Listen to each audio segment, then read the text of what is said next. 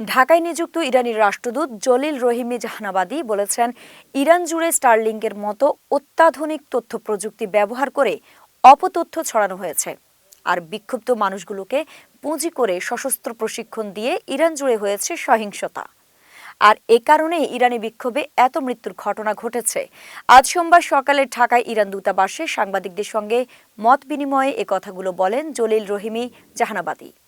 দেশটিতে চলমান পরিস্থিতির বিষয়ে ইরান দূতাবাস কয়েকজন গণমাধ্যম কর্মীর সঙ্গে এই মত বিনিময়ের আয়োজন করে।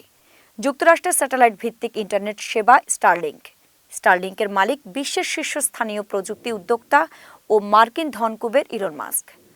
ইরানের রাষ্ট্রদূত বলেন, ইরানের সশস্ত্র বিদ্রোহীরাই প্রথম পুলিশকে আক্রমণ করে, তারপর সেটাকে পুঁজি করে পশ্চিমারা।